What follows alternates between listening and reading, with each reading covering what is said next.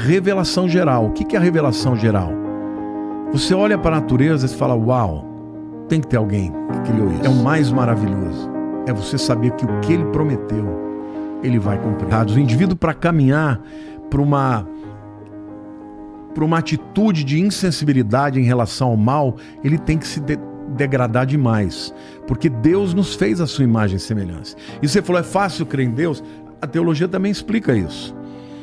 Que chama de revelação geral. O que é a revelação geral? Você olha para a natureza e fala, uau, tem que ter alguém que criou isso. A Bíblia diz, os céus proclamam a glória de Deus e o firmamento anuncia as obras das suas mãos. Então quando você olha para um mar maravilhoso, para um dia lindo, você olha para uma criança sua, você já tem filhos? Tenho 2. Não é maravilhoso? É a coisa mais maravilhosa. Não é a coisa mais maravilhosa do mundo? Hoje eu estou na fase dos netos. Cara, eu olho e falo assim, meu Deus do céu, como é que eu posso amar alguém tanto assim, entendeu? Isso é Deus, Deus que tem esse amor que Ele compartilhou conosco. Mas se você me perguntar o que é Deus, eu vou falar pra você assim, cara, Deus é uma... Primeiro, é algo que não consigo explicar, isso número 1. Número 2, é algo de onde tudo deriva. Significa que todas as leis do universo, tudo que ainda será descoberto, tudo que... Foi Ele que criou. Então, eu não uso a palavra, eu não penso em criação, eu penso em derivar, saiu dele. Mas sabe? você acha que veio do acaso ou você acha que existe uma mente inteligente? Eu acho que é perfeitamente possível que tenha sido por acaso, entre aspas, mas só é possível porque deriva de um algoritmo perfeito. Mas quem criou o algoritmo? Não, ele não é criado, ele só é. Mas você sabe que na filosofia isso é um princípio incoerente. Por quê? Eu cheguei nessa sala aqui, Sala linda, toda decorada, essas bebidas colocadas em ordem perfeita. É possível você achar que isso foi aleatório? Não, mas se a gente pega Bom, parto do princípio que o conhecimento humano, os estudos, Não, eu quero dizer assim, filosoficamente, existe um princípio na filosofia que a ordem é resultado de inteligência. Tá. O caos, você pode dizer, não, tá aí porque era assim. Mas se você pega um auditório e bota 1000 cadeiras todas alinhadas perfeitamente, não foi o aleatório. Alguém ordenou. E aí você pensa o seguinte, olha, você vê a maravilha de uma câmera digital. Mas os seus olhos são câmeras infinitamente superiores. O universo, nós estamos falando de 100 bilhões de galáxias, cada galáxia com mais de 100 bilhões de estrelas, que funcionam perfeitamente. A Terra, por exemplo, se a Terra estivesse um pouquinho mais longe do Sol, não teria vida. Se estivesse um pouco mais perto, não teria vida. Se a estrela fosse um pouco mais vermelha, não teria vida. Se fosse um pouco mais azulada, não teria vida. Se a inclinação da Terra em relação ao Sol fosse diferente, não teria vida. Se não houvesse a Lua, não haveria vida. Então, todas essas coisas precisa de muito mais fé para acreditar que veio do nada do que acreditar que veio de uma mente inteligente. Mas talvez sim, mas como tu mesmo falou, o universo ele é gigantesco, com um monte de coisa acontecendo ao mesmo tempo. Não é nem gigantesco, dá pra dizer que ele é infinito. Pra você ter uma ideia, hoje eles falam de 14 bilhões de anos. E como é que eles sabem isso? Eles mediram a velocidade de expansão, pega a velocidade da luz e vai fazendo a conta. Então pensa nisso, entendeu? Tem um estudo recente que eu vi aí em algum lugar, não sei se é quente, mas que os caras estavam cogitando... Estão questionando o Big Bang. Estão, na verdade, chegando numa hipótese de que a gente está em quase o dobro desse tempo. Sim. Mas enfim, isso não é nem relevante. O ponto é que assim, a coisa é tão grande e ela é infinita que essas condições perfeitas que existem aqui nesse momento que a gente está vivendo, elas são possíveis quando a gente tem uma infinidade de possibilidades.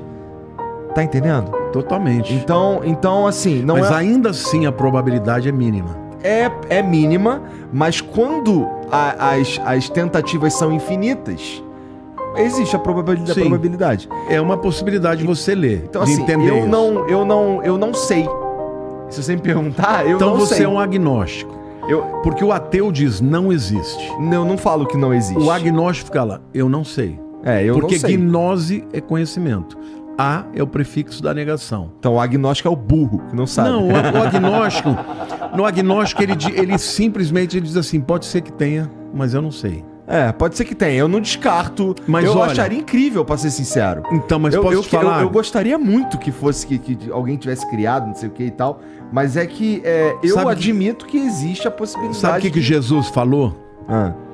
Bem-aventurados, agradeço ao Pai pelo fato de tu teres revelado estas coisas aos pequenos e não aos sábios entendidos. Tem que ter fé, cara. Ninguém vai crer em Deus aqui só. Eu sempre digo, a fé não assassina o intelecto. Eu consigo defender minha fé em todos os níveis. Mas o que me levou a crer foi uma experiência que eu tive. Fora do intelecto, fora do racional. Fora, foi aqui. Eu experimentei a Deus e continuo experimentando.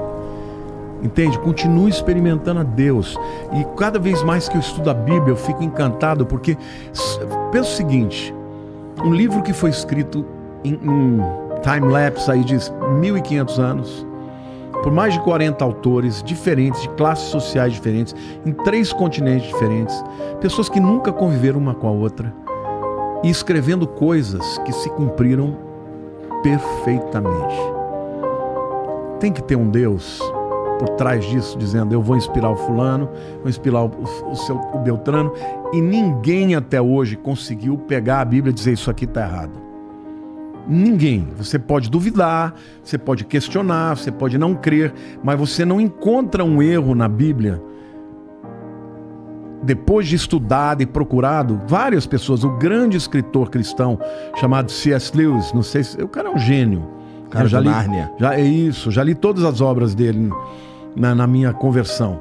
Ele era um professor de filosofia e ele tinha alunos que ficavam falando de Deus para ele. Ele falou, vou estudar para mostrar que esses caras estão errados. E ele chegou à conclusão... Ele se converteu, ele teve uma experiência. Só que pela genialidade dele, ele conseguiu expressar de uma forma maravilhosa, entendeu? O que é Deus. Ele tem algumas abordagens que ninguém tem, né? Tem outros caras também, o Chesterton, que é um católico também, mas fantástico também na maneira de enxergar. O que eu vejo é que existem pessoas que, a despeito da sua profundidade e até da inteligência humana, eles conseguem ultrapassar isso e ter a experiência. Outros não, né? Agora, eu acho bacana a sinceridade. O Pondé, por exemplo, ganhou a minha admiração. Já tinha, porque eu acho ele muito fera. Mas assim, a honestidade intelectual dele reconhecer que a Bíblia é um livro extraordinário. Porque hoje em dia está todo mundo querendo detonar a Bíblia, dizer que ela não vale nada, que tem que ser reescrita. E não vai acontecer, porque Jesus disse, passarão os céus e a terra, mas as minhas palavras não passarão. E isso, Igor, é o mais maravilhoso. É você saber que o que ele prometeu, ele vai cumprir. Então, assim como eu creio na vida que eu estou vivendo, eu creio que tudo que está na Bíblia vai se cumprir. Se algo não se cumpriu ou não se cumprir, é porque eu entendi errado. Não é porque ele escreveu errado. A possibilidade de eu entender errado é grande, mas eu creio que é o livro de Deus, é a palavra de Deus.